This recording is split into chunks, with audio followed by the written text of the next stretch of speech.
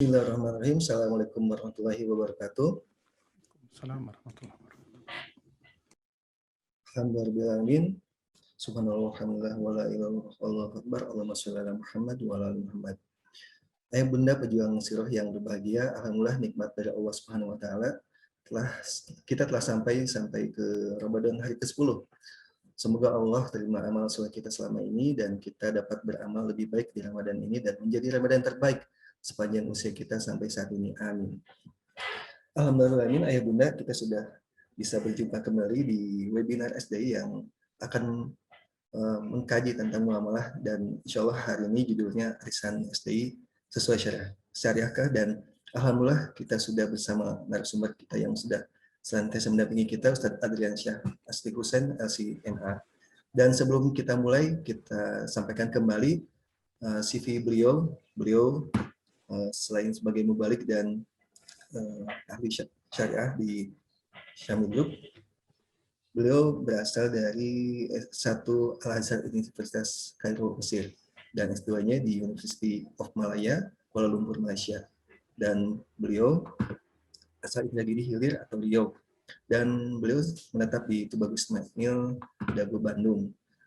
Keluarga beliau, istri Ibu Sausan Muhammad Soleh LCMA, dan beliau dosen Fakultas Dakwah Universitas Islam Bandung. Alhamdulillah, Ustaz dikaruniai 5 putra, dan namanya Masya Allah luar biasa. Nanti mungkin akan lebih jauh lagi di kesempatan yang lain. Dan beliau profesi saat ini founder dan pengasuh Indonesia Syariah Consulting Center atau ISSC dan Syariah Advisor Syamil Group.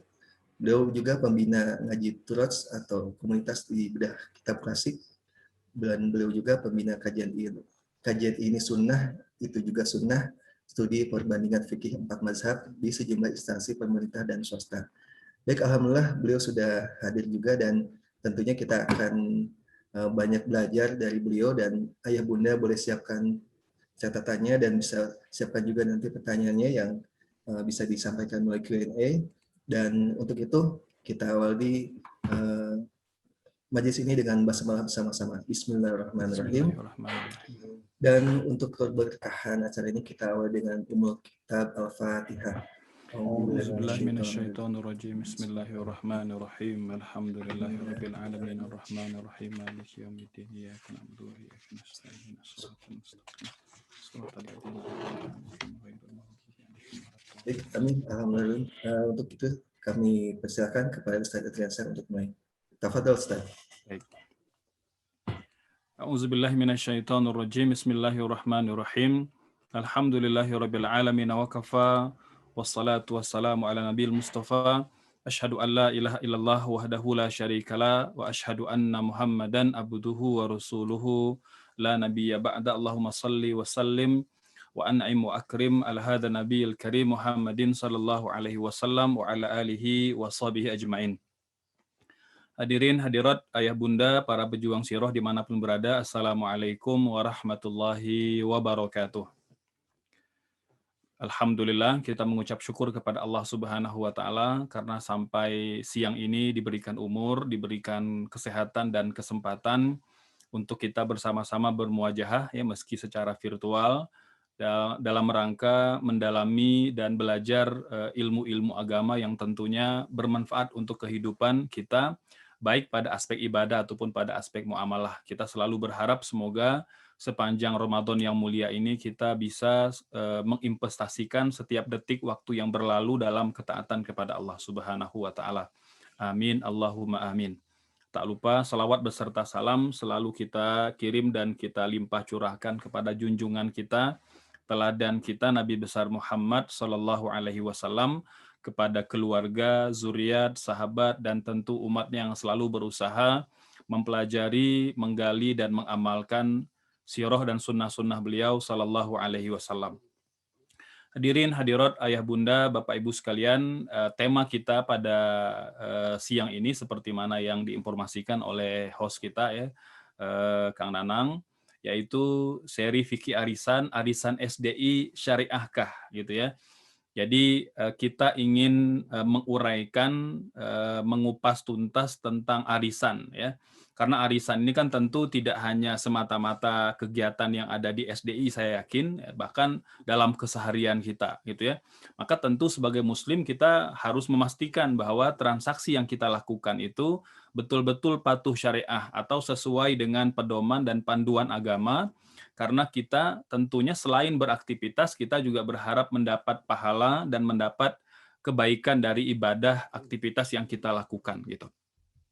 Baik, secara umum hadirin, hadirat, ayah bunda, para pejuang siroh dimanapun berada, kalau kita bicara arisan, maka memang secara definitif arisan ini ya itu belum pernah terjadi pada masa Rasul Shallallahu Alaihi Wasallam dan belum pernah pula terjadi pada masa sahabat, kemudian pada masa tabiin, kemudian tabiut tabiin, bahkan pada masa atba'ut tabi'it tabiin ya. Nah, jadi tidak pernah terjadi, tidak pernah ada pada kurun terbaik dalam sejarah umat Islam, yaitu 300 tahun pertama sejak meninggalnya, wafatnya baginda Rasul Shallallahu Alaihi Wasallam. Nah, karena dia tidak ada, maka tentu para ulama berijtihad ya, mencoba mencari, menggali ya skema apakah yang sesuai dengan prinsip ataupun akad dalam arisan ini gitu ya. Jadi yang pertama yang akan dilakukan oleh para ulama adalah menelusuri ya, mencari apakah skema yang paling mendekati dengan arisan ya, sehingga bisa ditentukan kira-kira atau arisan ini itu termasuk akad yang boleh atau yang dilarang dalam agama kita ya. Baik, dalam kondisi tidak adanya akad yang definitif mirip dengan arisan ini ya, maka yang disepakati oleh para ulama adalah bahwa dalam fikih muamalah ya, atau dalam transaksi yang kita lakukan ya, aktivitas jual beli, pinjam meminjam, sewa menyewa, gadai dan lain sebagainya, aktivitas-aktivitas yang non ritual ya, itu diatur dengan satu kaidah, dan kaidah ini disepakati oleh seluruh ulama gitu ya. Apa kaidahnya? Al-aslu fil muamalatil ibahah. Prinsip dasar pada semua aktivitas muamalah adalah boleh. Hatta yadulla dalil ala tahrimiha. Sampai ada dalil yang definitif mengharamkan. Gitu ya.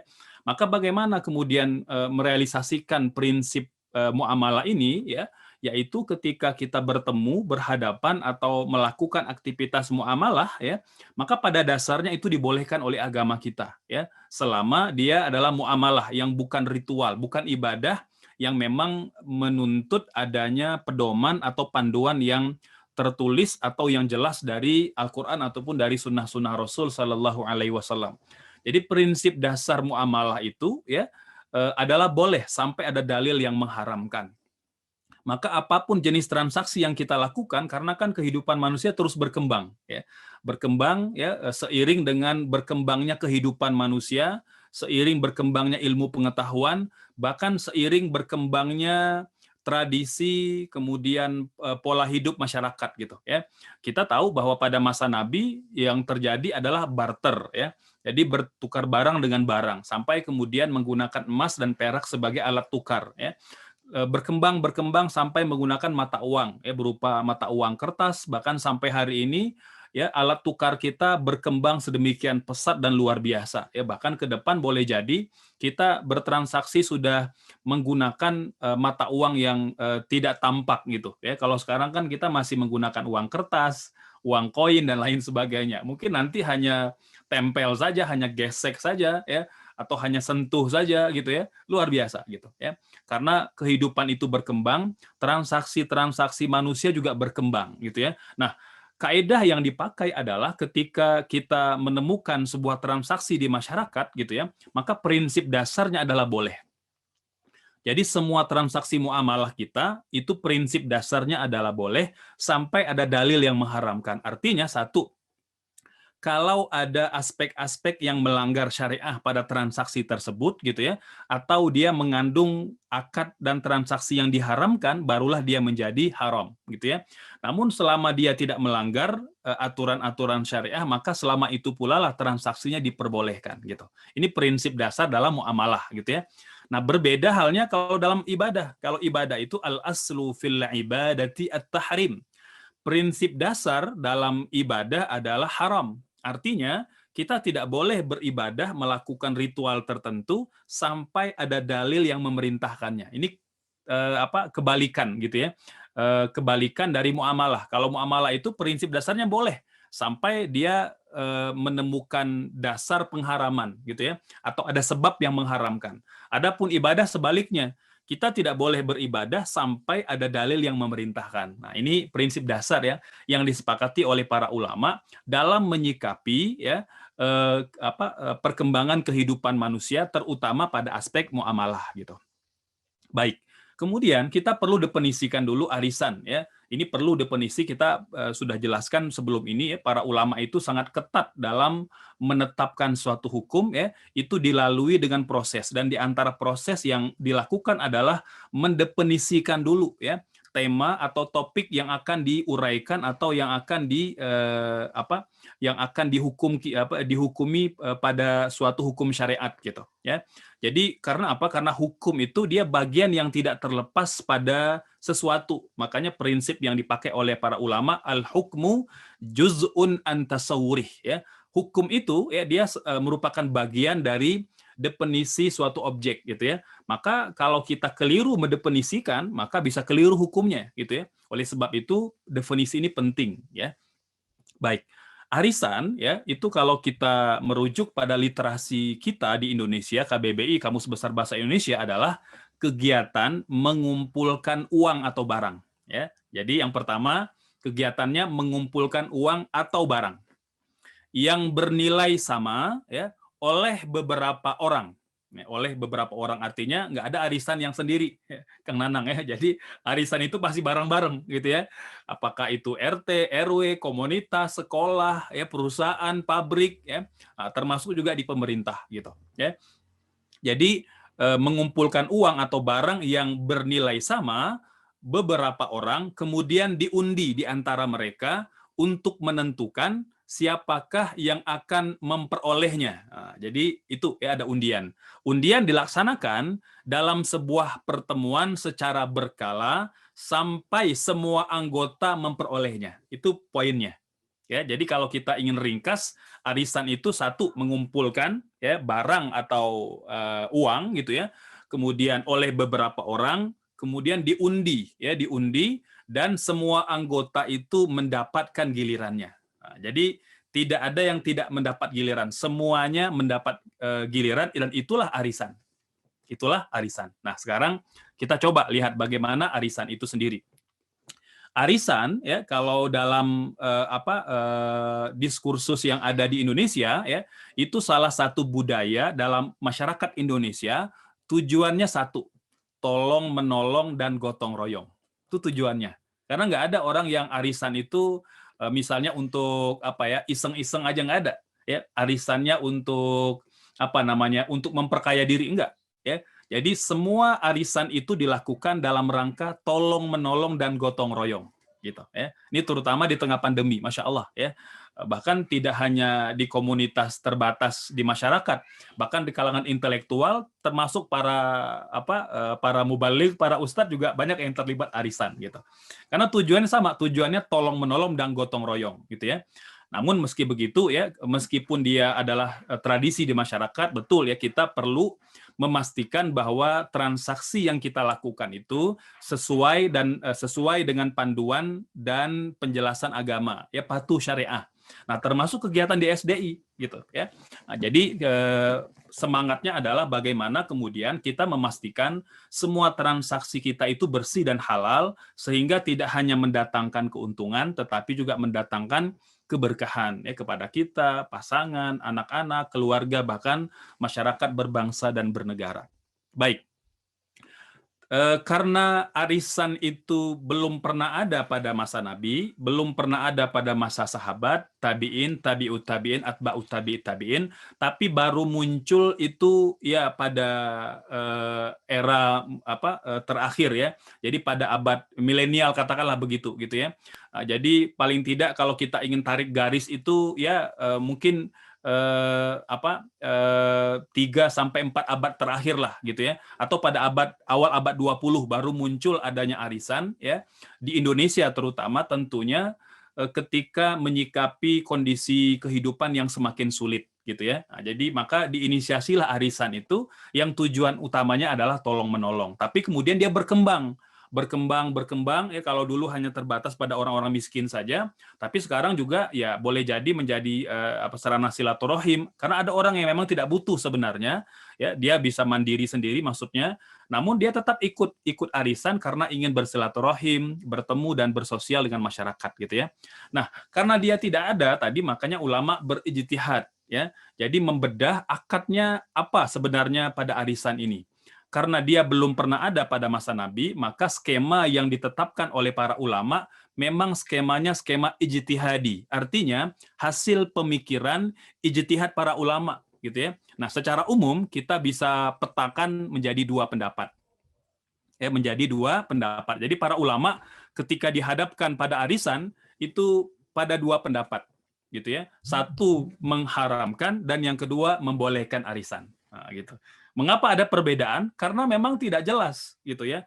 Skemanya belum pernah ada pada masa Nabi. Jadi para ulama itu mencoba menggalinya, mencari skema yang paling mendekati dengan arisan. Skema apakah yang paling mendekati dengan arisan? Nah, itulah yang kemudian menjadi sebab mengapa ada ulama yang mengharamkan dan mengapa ada ulama yang membolehkan. Nah, ini Kang Nanang, ini kita mulai dari yang mengharamkan dulu atau yang membolehkan dulu nih? Mengharapkan dulu, Ustaz. Yang mengharamkan dulu ya. Baik. Endingnya enak. Ya, biar nanti ada endingnya.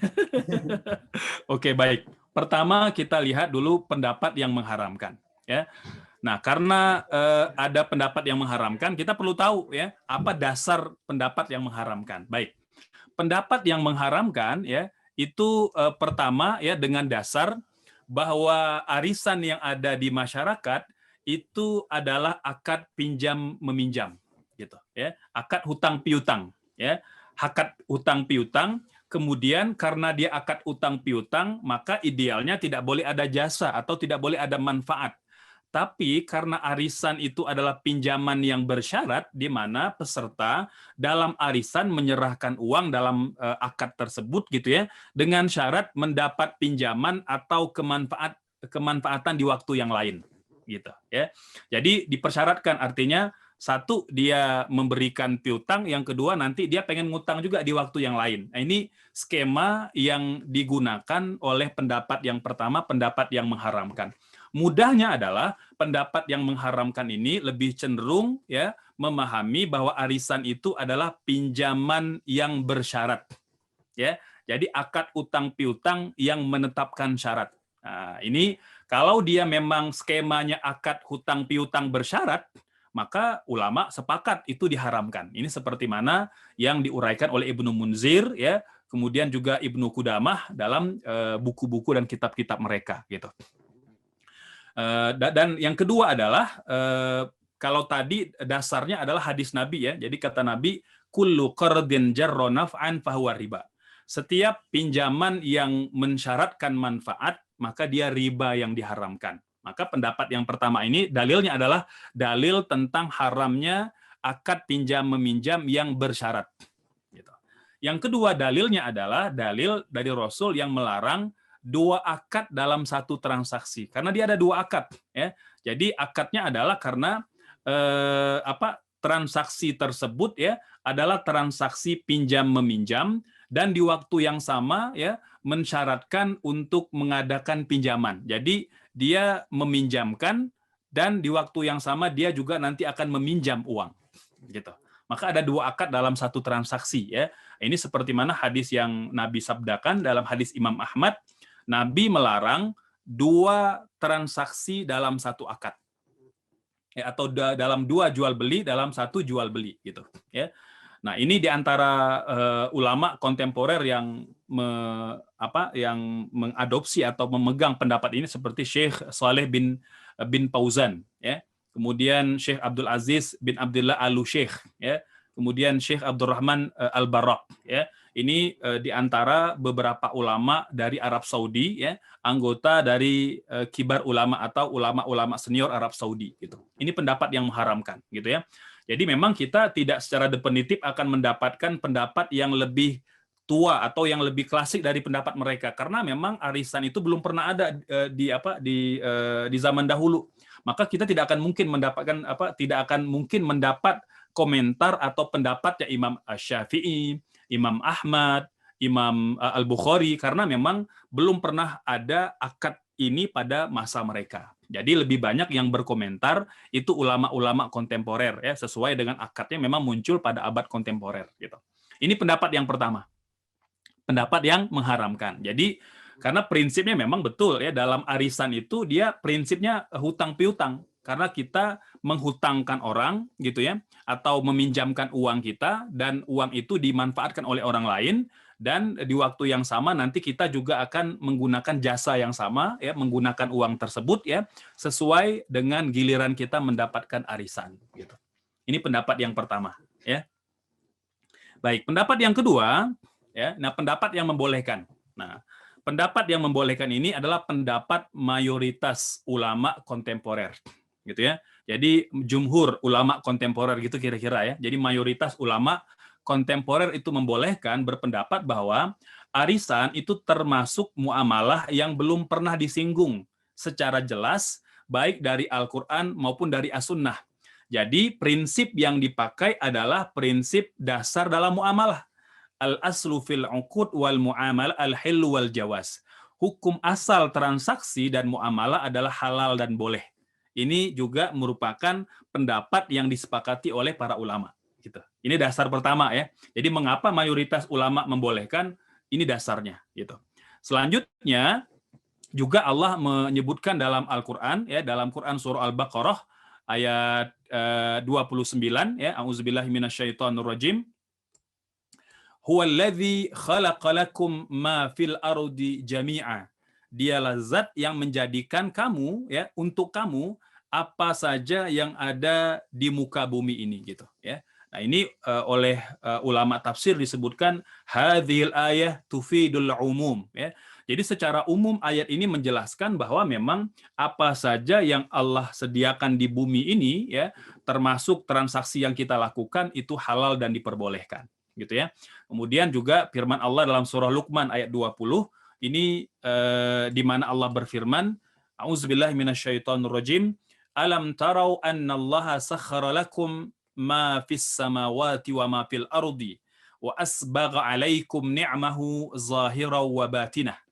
Tidakkah kamu perhatikan sesungguhnya Allah telah memudahkan untuk kalian apa-apa yang ada di langit dan apa yang ada di bumi, dan Ia telah sempurnakan bagi kamu nikmat-nikmatnya, baik yang nampak maupun yang tidak nampak, gitu. Nah, ayat ini kemudian menjadi dasar, ya. Jadi menjadi dasar yang dipahami oleh mayoritas ulama kontemporer, ya, bahwa Allah itu memberikan semua yang ada di bumi ini untuk kepentingan dan kemaslahatan manusia. Oleh karenanya, hukum segala sesuatu yang berhubungan dengan muamalah pada dasarnya adalah mubah dan diperbolehkan, kecuali ada dalil yang mengharamkan. Nah, kecuali ada dalil yang mengharamkan. Nah, karena tidak ada dalilnya, baik dari Quran maupun dari As-Sunnah, maka tidak cukup untuk mengatakan transaksi arisan itu haram, gitu, ya. Baik, berikutnya, ya, yang menjadi dasar para ulama halalnya arisan ini adalah hadis dari Abu Darda radhiyallahu an, ya, bahwa Nabi bersabda, ma ahallallahu fi kitabihi fahuwa halal. Apa yang telah Allah halalkan dalam kitabnya, dia halal, ya. Wa ma harrama fahuwa haram, dan apa yang diharamkan fahuwa haram, maka hukumnya haram. Nah, ada yang ketiga, wa ma sakata anhu fahuwa afun. Nah, ada yang tidak dibicarakan. Nah, apa yang tidak dibicarakan ini, ya, kan tadi yang halal itu jelas, yang haram juga jelas. Nah, ada yang Allah diamkan, yang Allah tidak sebut, kata Rasul dalam hadis Abu Darda ini, wa ma sakata anhu fahuwa afun. Nah, ada yang tidak dibicarakan, maka itu dispensasi, ya. Itu pemberian gitu.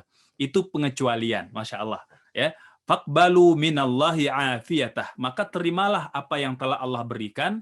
Fa innallaha lam yakun liyunsa syai'an wa tala qaulahu ta'ala wa ma kana rabbuka nasiya. Karena Allah tidak mungkin lupa, ya. Allah tidak mungkin lupa, tidak menyampaikan ini, tidak menyampaikan itu, ya. Allah sudah menyampaikan apa yang wajib diketahui oleh orang-orang beriman. Apa yang didiamkan atau apa yang tidak Allah katakan dalam Al-Qur'an, maka itu dispensasi atau yang dikecualikan.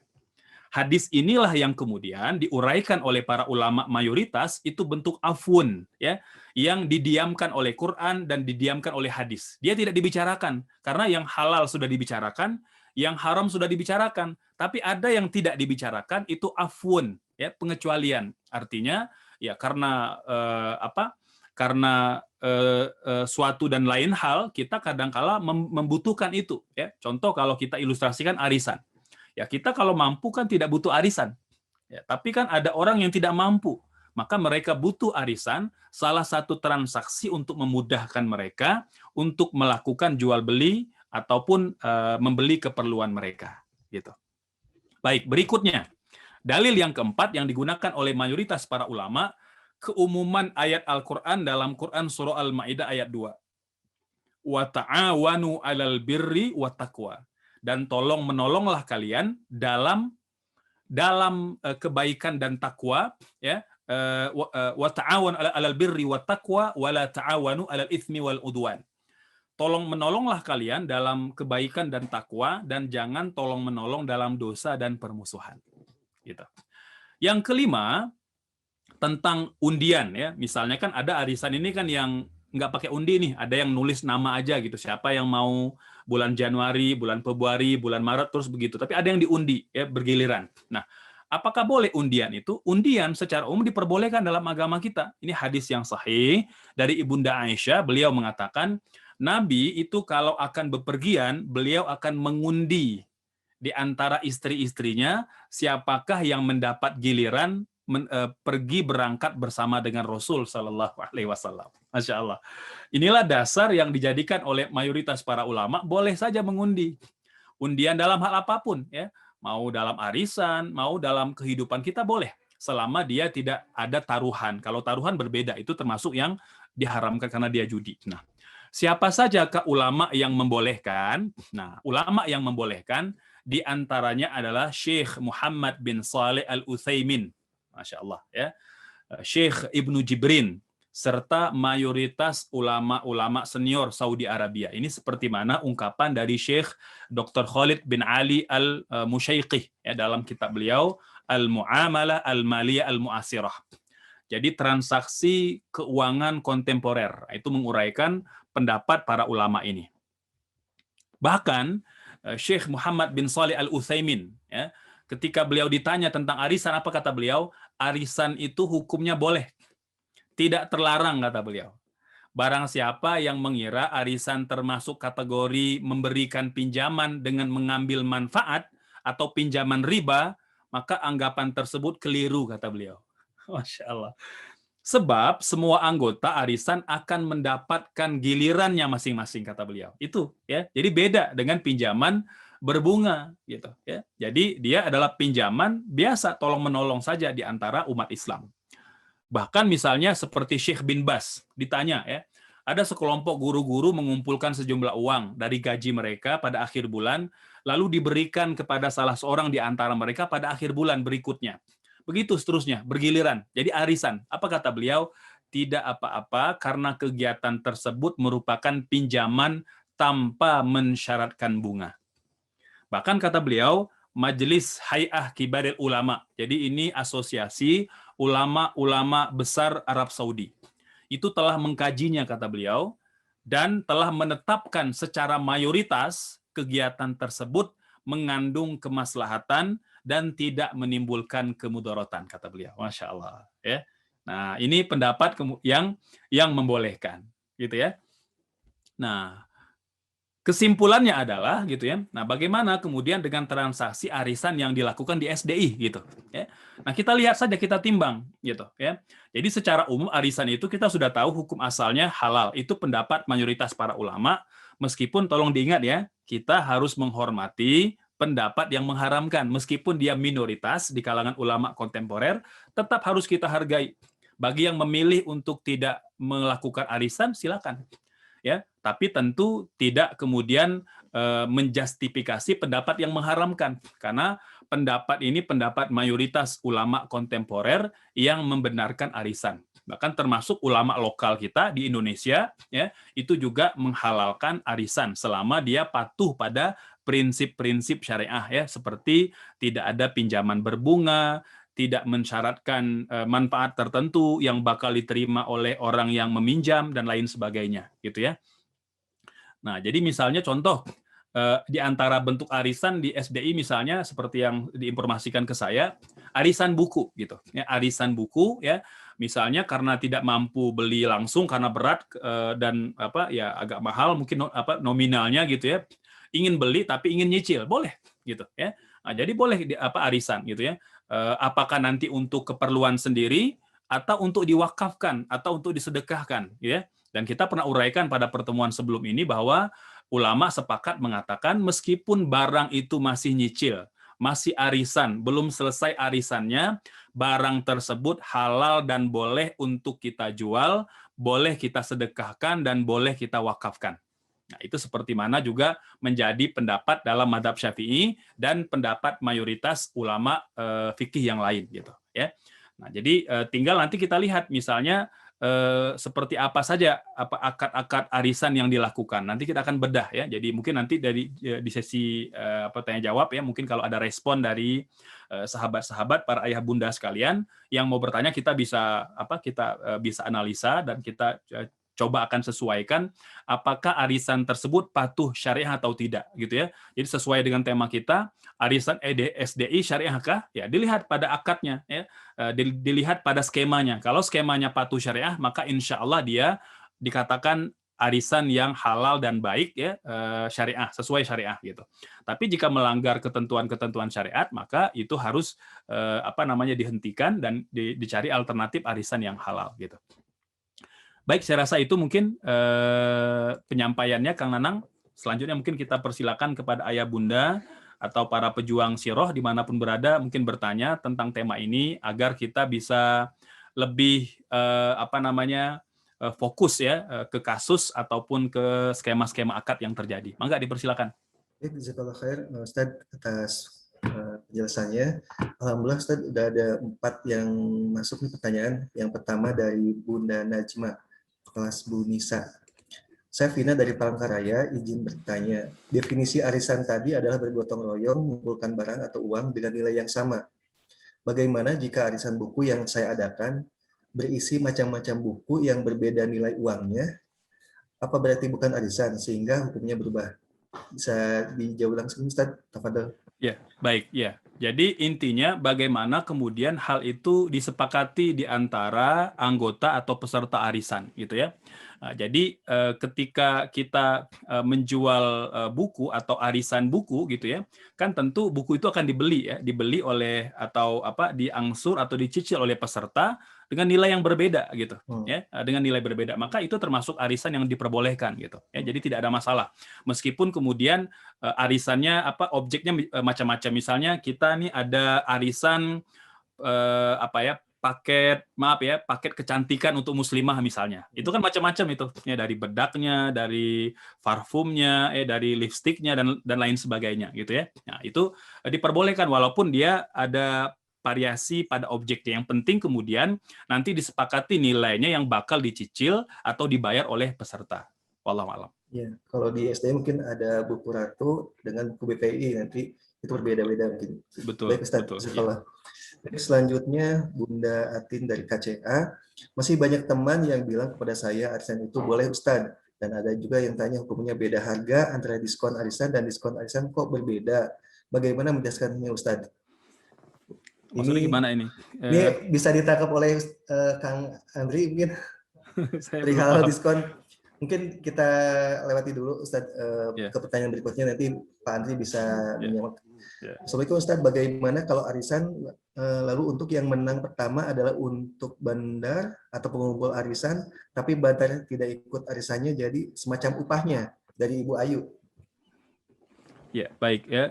Jadi saya coba mencerna ya pertanyaannya ini.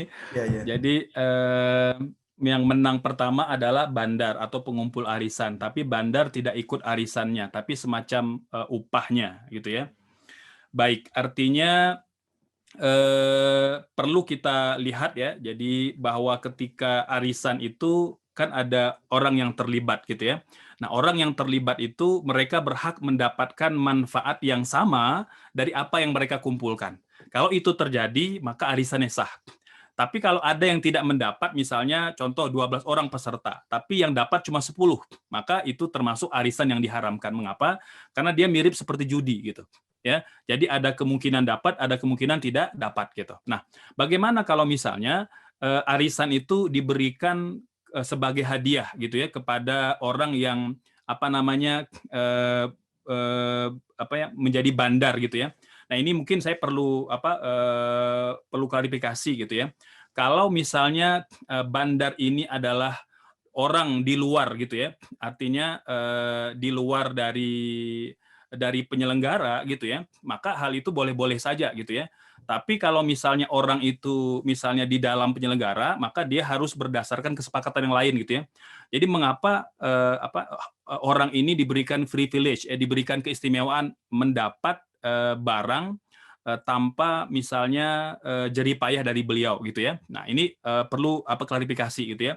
Kalau hal itu diberikan atas kesepakatan semua anggota karena dia orang yang kemudian diberikan sebagai kompensasi upah karena dia mungkin sebagai bandar ya mengumpulkan arisan gitu ya. Nah, ini saya lebih condong tidak menyarankan gitu ya. Jadi kalau misalnya ingin memberi upah, upahlah orang tersebut dari outsider gitu ya. Jadi bukan dari orang yang ada gitu ya.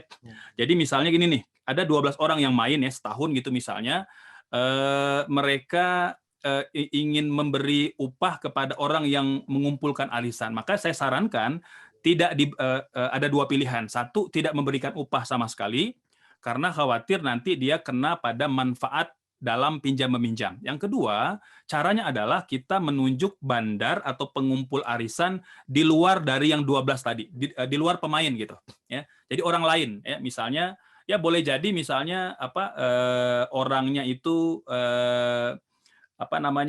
dikenal gitu atau tidak dikenal. Intinya bagaimana dia bukan menjadi bagian dari 12 orang yang terlibat sebagai pemain arisan. Agar apa? Agar dia tidak dianggap manfaat yang diberikan kepada orang yang meminjamkan uang. Nah, itu berbahaya gitu ya. Kan tadi kita sepakati bahwa prinsipnya adalah kullu qardin jarra naf'an fahuwa riba. Setiap pinjam meminjam yang mensyaratkan manfaat, maka dia adalah riba yang diharamkan gitu ya.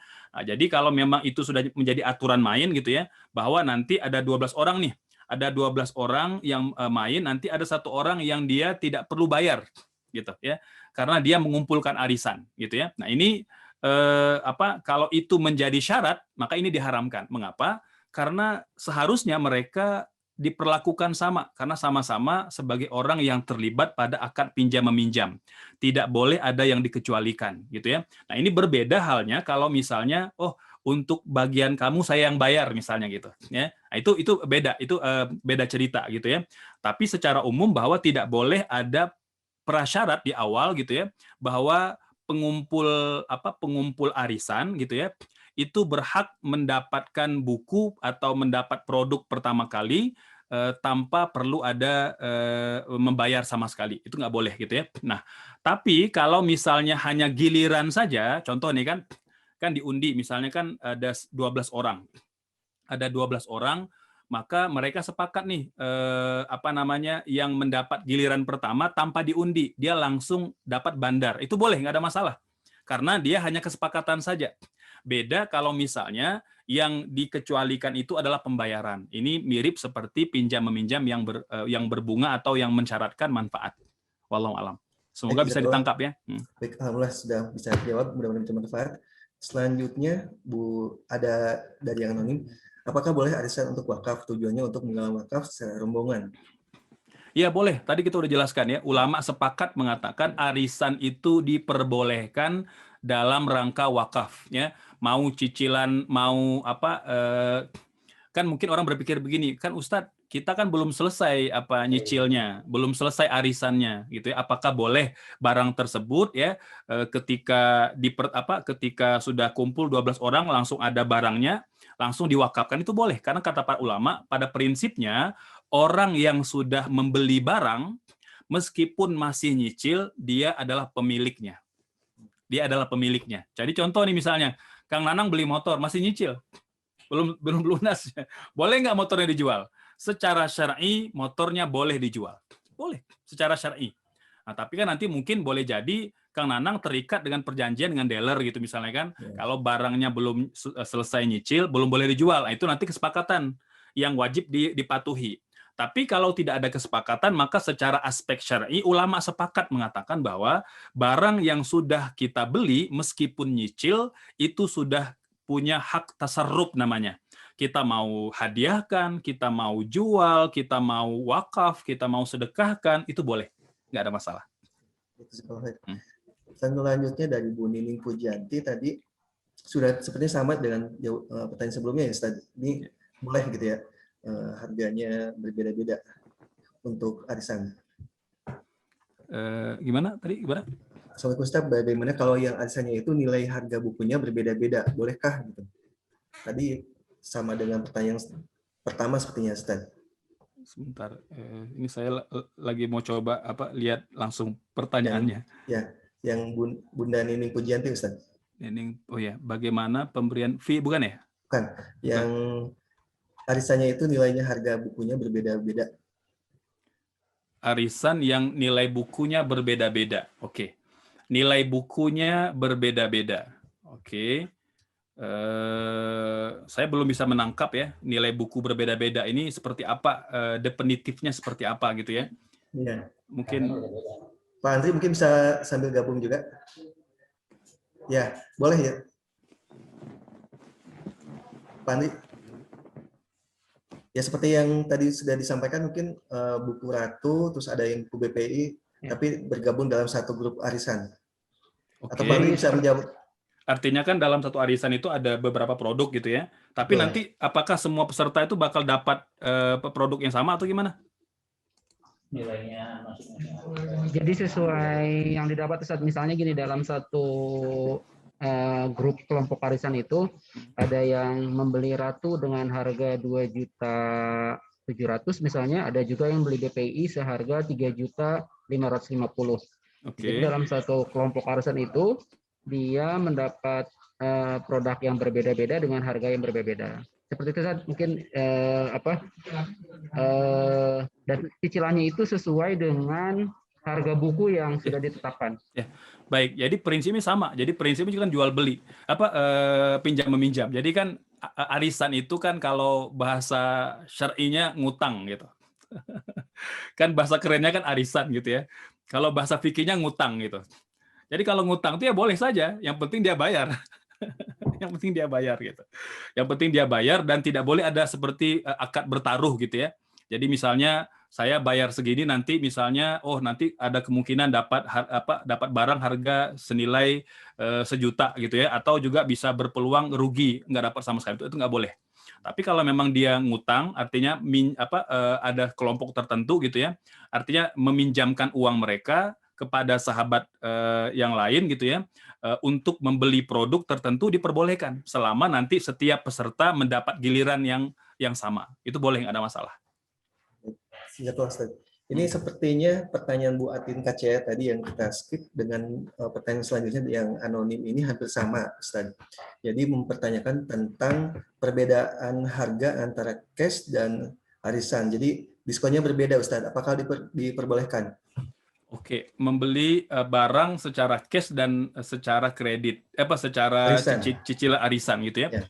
Ya boleh saja ya. Jadi itu yang penting ketika deal ya, jual belinya dia sudah memilih gitu ya. Jadi memilih cash atau memilih cicilan gitu ya. Jadi tidak digantung gitu ya. Karena memang dalam Islam ada ya, jadi diperbolehkan kita mau jual beli secara cash gitu ya atau secara cicilan.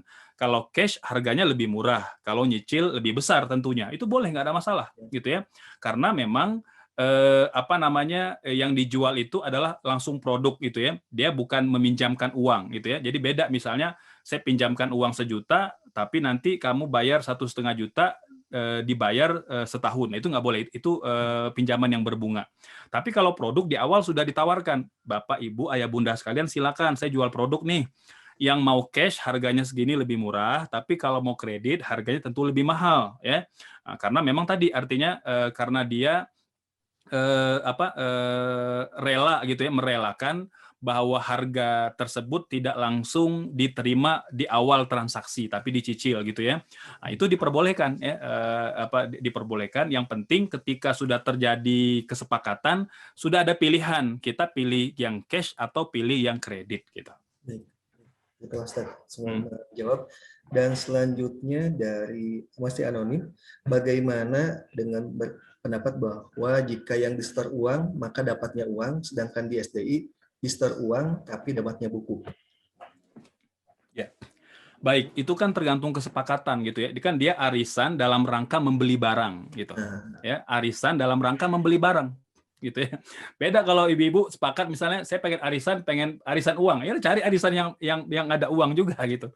Arisan yang memang nyimpan uang dapat uang gitu. Tapi kan ada orang yang memang ingin beli barang langsung ya. Ini terutama misalnya kalau memang ada perusahaan atau ada petani yang langsung ngasih produk itu memudahkan kita. Contoh nih kan nanti misalnya kan sekarang sudah mulai tuh ada patungan arisan kurban, itu boleh, nggak ada masalah gitu. Karena prinsipnya hutang gitu. Prinsipnya hutang gitu ya. Nah, jadi intinya bergantung kepada kesepakatan seperti mana kata Rasul, al-muslimuna ala syurutihim, dalam bertransaksi kita itu bergantung kesepakatan ya. Selama tidak menghalalkan yang haram, mengharamkan yang halal, itu diperbolehkan.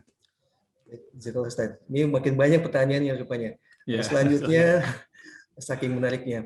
Ustadz bertanya bagaimana dengan adanya denda untuk peserta arisan yang telat membayar, apakah boleh? Nah, denda seperti apa denda ini? Coba dijelaskan. Mungkin denda dalam bentuk uang atau gimana, Bunda ya, bisa dijelaskan? Ya, kalau bisa dijelaskan lagi di pertanyaan berikutnya. Baik, selanjutnya ada yang bilang arisan uang harus dapat, ya tadi udah ya sama. Langsung selanjutnya dari Bu Asri Suangga. Saya mendapatkan penjelasan bahwa qard itu harus sesuai dengan antara yang dipinjamkan dengan yang diterima. Jadi kalau yang disetorkan dalam arisan adalah uang, maka dapatnya juga harus uang. Sama seperti ini. Jadi tidak. Betul. Selanjutnya Bu Nining Pujianti bertanya kembali, bagaimana pemberian fee untuk petugas atau penanggung jawab arisan? Fee ini bersifat sukarela, sekedar memberi hadiah bagi PJ arisan yang sudah bersusah payah mengelola arisan. Bolehkah? Setelah sudah dijawab ya, Ustaz. Boleh, tapi di luar circle yang ikut arisan ya, Ustaz. Ya, saya tambahkan sedikit ya. Boleh juga di dalam cycle arisan, tapi tidak boleh dipersyaratkan. Nah, itu. Tidak boleh dipersyaratkan. Misalnya kita mau ngasih sekarung beras ya, boleh ya, atau sekilo gula itu boleh, selama tidak dipersyaratkan gitu. Oke. Selanjutnya dari masih anonim, izin tanya Ustaz, bagaimana jika ikut arisan buku harga 3,5 juta, lalu paket buku itu kita galang untuk diwakafkan, terus kita dapat cashback 350.000, bolehkah cashback itu diambil si penggalang wakaf? Bagaimana hukumnya? Iya, jadi ketika kemudian kita tadi ya, artinya kan kita terlibat sebagai pengumpul dana wakaf gitu ya. Maka kita terlibat itu sebenarnya kan harus idealnya kan ada biaya operasional gitu ya. Namun kan kadangkala tidak punya biaya operasional. Nah, itu kadangkala dihadiahkan atau diberikan oleh pihak-pihak tertentu gitu ya. Maka cashback tadi ya itu mirip seperti hadiah ataupun jasa yang diberikan oleh pihak tertentu atas prestasi kita sudah terlibat dalam mengumpulkan dana zakat, dana infak, dana wakaf, itu diperbolehkan, nggak ada masalah selama dia tidak dipersyaratkan gitu. Dan itu apresiasinya biasa dari perusahaan ya, Ustaz? Betul, Bukan ya. dari peserta arisan. Betul. Baik, Jadi selama itu memang dari intinya dia bukan dari peserta, tapi lebih dari pihak lain gitu ya. Mungkin kalau dalam hal ini kan Syamil misalnya kan memberi apresiasi berupa tiket liburan gitu misalnya kan, itu boleh, nggak ada masalah. Baik. Jazakallah, Ustaz. Selanjutnya dari Bu Eli nanti sepertinya hampir sama pertanyaannya. Masih uang dengan uang dan jadi menggabungkan dua akad kalau pas menggabung. Itu intinya dari akadnya ya, Ustaz. Ya, baik. Tadi saya perlu jelaskan ya. Mungkin ada kebingungan. Ustadz kan dia ada pinjam meminjam, ada jual beli. Bukankah ada larangan dua akad dalam satu transaksi gitu ya? Atau misalnya dilarang kita melakukan dua transaksi sekaligus gitu ya? Nah, ini kita perlu jelaskan bahwa hadisnya sahih ya, tetapi hadisnya harus dipahami seperti mana pemahaman para ulama. Makanya kan Sufyan bin Uyainah, ini salah seorang ulama hadis, beliau berpesan kepada orang awam. Apa kata beliau? Al-haditsu mudillatun illal fuqaha. Hadis itu bisa menyesatkan kalau tidak dibaca berdasarkan pemahaman para ulama gitu. Ya. Baik. Hadis Nabi yang melarang dua transaksi dalam satu akad itu bukan menggeneralisir semua akad yang ada dua transaksi diharamkan, tidak. Contoh misalnya, Kang Nanang pernah pesan makanan sama GoDrive atau GoFood pernah ya? Nah, itu kan ada dua akad itu. Contoh kalau Kang Nanang misalnya tidak punya saldo, pasti minjam uang driver ya. Berarti ada akad pinjam meminjam. Yang kedua ada akad jual beli. Itu kalau dipahami secara tekstual itu akad itu diharamkan. Karena ada dua akad transaksi gitu. Tapi ini dijelaskan oleh Syekh Nazih Hamad ya. Ini salah seorang ulama pada hari ini, beliau mengatakan bahwa hadis itu konteksnya adalah ketika salah satu akadnya dijadikan sebagai rekayasa untuk menutupi akad ribawi yang diharamkan. Itu nggak boleh. Contoh misalnya, ada orang yang sebenarnya ingin pinjam meminjam berbunga, tapi mereka ingin menutupi pinjam meminjam berbunga itu dengan cara berjual beli seolah-olah berjual beli, pura-pura jual beli aja, ya. Nah, jadi kalau dia rekayasa, salah satu akadnya rekayasa untuk menutupi akad ribawi, akad pinjam meminjam berbunga itu diharamkan. Sekarang saya tanya, ya, Kang Nanang ketika pesan makanan itu betul-betul mau minjam uang driver atau mau beli makanan? Mau beli makanan. Mau beli makanan. Nggak mungkin dong, nggak mungkin ada pinjam meminjam berbunga terselubung. Yeah. Nggak mungkin. Jadi kalau dia pinjam meminjam berbunga terselubung dengan akad jual beli, itu yang diharamkan. Jadi dua transaksi dalam satu akad itu dalam mengharamkan konteks pinjam meminjam yang ditutupi akad jual beli. Tapi kalau dia menjadi konsekuensi dari akad karena Kang Nanang nggak punya uang, pinjam dulu dong. Jadi minjam itu bukan tujuan. Dia hanya wasilah saja. Wasilah agar driver bisa beli dulu makanannya pakai dana talangan, nanti dibayar di rumah. Nah, begitu pula arisan. Gitu ya. Jadi akad arisan itu kan tadi betul, ada akad pinjam meminjam, ada akad jual beli gitu ya. Kan tujuan utamanya kan bukan pinjam meminjamnya, tapi akad beli bukunya, beli produknya gitu ya. Nah, kecuali kalau memang ada nih oknum Syamil yang berbisnis pinjam meminjam berbunga, pura-pura jual produk, nah, itu diharamkan. Tapi apakah ada yang begitu Kang Nanang di Syamil? Mudah-mudahan tidak ada. Kalau ada rentenir ya, memang dia bisnisnya itu pinjam meminjam berbunga, tapi dia mencoba menutupi, mengelabui dengan arisan lah, dengan apa gitu ya. Nah, kalau betul itu ada, itu diharamkan. Ya. Tapi kalau memang dia konsekuensi karena kita tidak punya uang cash atau belum mampu beli cash, ya kita minjam dulu. Di waktu yang sama langsung dana yang sudah terkumpul kita beli produk ya, baik kita pakai sendiri atau kita wakafkan, itu diperbolehkan. Wallahu a'lam. Ustaz, semoga terjawab. Selanjutnya Bu Husna, masih terkait dengan uang yang disetor dan dapat barang. Ini sepertinya masalah teknis ya Ustaz. Ya. Yang boleh pengen hati-hati. Jadi harus kembali uang dulu, baru dibelikan barang gitu. Itu tergantung kesepakatannya. Jadi hadirin sekalian, ini mungkin perlu saya perjelas agar clear ya. Jadi sebenarnya semua itu adalah teknis saja gitu ya. Tidak lantas kemudian karena korot itu harus dengan korot lagi yang sama ya. Kalau berbeda itu diharamkan, tidak. Dia tidak begitu gitu. Dia bergantung kesepakatan gitu ya. Jadi kalau kita korotnya dalam rangka membeli produk itu boleh gitu. Beda halnya misalnya di awal sepakatnya uang gitu ya, tiba-tiba secara sepihak bandarnya ataupun ketuanya udah kita beli produk aja, dipaksa, itu nggak boleh. Tapi kalau seluruh anggota cycle bersepakat, mereka mengumpulkan uang arisan untuk membeli produk tertentu, itu diperbolehkan. Itu diperbolehkan ya. Jadi dua akadnya itu bukan dua akad yang diharamkan, tapi dua akad yang memang menjadi konsekuensi dari akad yang mereka lakukan, bukan untuk menutupi pinjaman berbunga gitu. Wallahu a'lam. Baik, Ustaz. Ini seperti sama dengan pertanyaan sebelumnya dari anonim juga. Jadi PJ arisan dapat PJ arisan kita itu dari SDI 10% komisi yang diterima. Itu halal gitu, Ustaz. Iya, karena ya tadi kan dia outsider ya. Jadi di luar cycle yang yang anggota tadi gitu ya. Jadi selama jasa itu diberikan oleh pihak lain boleh, nggak ada masalah. Baik, selanjutnya dari Pak Muhammad Bahtiar. Ustadz, apa tanggapan bahwa arisan itu membuka pintu utang? Bagaimana jika demikian? Iya. Iya, jangankan arisan gitu ya, pintu apa aja itu bisa menyebabkan dosa yang lain gitu ya. Oleh sebab itu kan prinsipnya sebenarnya tidak semata-mata dibuka atau ditutup ya, tapi kan bergantung kepada keperluan gitu ya. Jadi selama kita memerlukan dan itu bisa kita kelola dengan baik, maka tidak ada masalah. Justru itu menjadi peluang amal soleh. Menjadi peluang amal soleh. Kata Rasul dalam hadis yang sahih, Innallaha fi aunil abdi madamal abdu fi auni akhi. Allah akan senantiasa membantu saudaranya selama saudaranya membantu saudaranya yang lain gitu. Ya. Nah, jadi intinya bagaimana kemudian kalau produk arisan ini justru membuat orang semakin mudah memiliki produk-produk Islami gitu ya.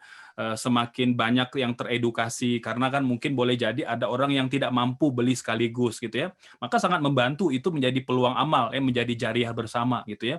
Nah bagi yang memilih untuk beli cash saja, beli tunai, nggak ada masalah, itu pilihan. Tapi tentu kan kalau kita bicara syariat, dia tidak semata-mata bicara pada kelompok tertentu. Ada kelompok orang yang tidak mampu ya, maka itulah fungsi syariat, memberikan rukhsah dan memberikan keringanan gitu ya. Nah, jadi kalau dia membuka pintu hutang piutang ya bergantung kepada orang tertentu juga gitu ya. Karena pada hari ini ya di mana memang level ekonomi kan tidak sama ya. Ini terlebih kan di tengah pandemi gitu ya. Terlebih-lebih lagi nih yang dibeli itu kan bukan bukan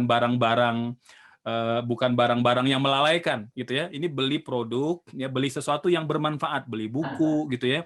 Kemudian apalagi ya, bahkan kata para ulama termasuk kalau beli barang untuk investasi ya seperti emas itu boleh juga nyicil gitu ya, boleh juga nyicil. Meskipun kan memang konteksnya kan tadi ya lebih utama itu emas tidak dicicil karena khawatir terkena jeratan riba gitu ya. Namun tadi ya ada banyak diskusi di kalangan para ulama karena tadi prinsip-prinsip kemaslahatan. Yang kedua karena memang ilat pengharaman cicil emas itu sudah hilang pada hari ini. Pada masa Nabi dia menjadi mata uang, sekarang sudah menjadi komoditi gitu. Maka tadi kembali ke kita, masalah arisan itu ya tentu tidak bisa kita generalisir. Artinya ada dua orang yang bermasalah, setiap kali dia arisan dia ngutang dan itu menjadi beban untuk dia. Padahal ada arisan di kelompok-kelompok yang lain justru menciptakan kemaslahatan, melahirkan kebaikan-kebaikan. Jadi tidak boleh kita generalisir karena 1-2 kasus orang yang ikut arisan justru menambah hutang gitu. Wallahu a'lam. Jazakallah Ustaz. Sepertinya yang ditanya selanjutnya dari Bu Atin itu hampir sama terkait dengan harga buku yang berbeda-beda, dan dari anonim juga terkait dengan pinjaman untuk bukan selain kebutuhan pokok Ustaz. Jadi tergantung nilainya juga mungkin Ustaz ya dari buku ini, karena katanya berhutang untuk kebutuhan pokok seperti makanan, sedangkan buku bukan kebutuhan pokok. Itu mungkin bisa dikembalikan lagi ke beliau Ustaz. Iya, ya jadi ya berhutang ini hukum asalnya boleh gitu. Hukum asalnya boleh. Berhutang itu hukum asalnya boleh. Mau untuk keperluan pokok, mau untuk keperluan non pokok itu diperbolehkan. Hukum asal hutang piutang itu boleh disepakati oleh para ulama. Gitu ya. Perkara kemudian barang yang dihutang itu apakah barang mewah atau barang pokok, itu kan dikembalikan kepada masing-masing individu gitu ya. Selama hal itu dia perlukan dan memang dilakukan dengan prinsip-prinsip syariah, itu diperbolehkan gitu. Baik, Ustaz. Ini sepertinya dari beberapa pertanyaan berikutnya mirip dan masih tambah banyak, Ustaz. Mungkin ini ada satu pertanyaan terakhir yang tadi menjelaskan tentang denda, Ustaz. Jadi denda berupa uang, misalnya denda telat sehari harus membayar 5.000, itu bagaimana, Ustaz? Ya, nah itu yang diharamkan, nggak boleh ya. Jadi tidak boleh ada denda berupa uang, gitu ya. Jadi itu termasuk termasuk tadi pinjam meminjam yang berbunga ya, namanya riba nasyiah gitu ya. Jadi riba karena tertundanya pembayaran, itu ya yang diharamkan dalam agama. Jadi sebaiknya tidak dengan cara didenda tapi ya upayakan ada cara-cara lain yang bisa membuat anggota itu terikat gitu ya, untuk betul-betul bisa berkomitmen bersama-sama berjuang untuk melakukan arisan itu sebagai ibadah gitu. Wallahu a'lam. Jazakallah khair Ustaz Adriansyah atas segala ilmunya yang sudah disampaikan pada siang hari ini. Semoga bermanfaat bagi ayah bunda. Sekali lagi terima kasih Ustaz. Dan dari berbagai pertanyaan yang belum terjawab, mudah-mudahan bisa dijawab di lain kesempatan. Insya Allah. Dan ini ayah bunda sekalian mengingatkan dari Pak Andri nih ya, terkait dengan promo Ramadan Bahagia bersama SDI. Ini ada promo wakaf dan arisan dari tanggal 22 sampai 30 April 2021. Semoga ayah bunda manfaatkan kesempatan ini dan semakin meningkatkan amal ibadah kita di bulan Ramadan ini. Amin ya rabbal alamin. Demikian mungkin Ustadz dan ayah bunda semuanya pejuang sirah SDI, kita sampai di ujung acara dan kita tutup dengan alhamdulillahirrahmanirrahim dan doa penutup majelis. Subhanakallahumma bihamdika asyhadu an la ilaha illa anta astaghfiruka wa atubu ilaik. Sampai jumpa di kesempatan berikutnya. Terima kasih. Assalamualaikum warahmatullahi wabarakatuh. Waalaikumsalam warahmatullahi wabarakatuh.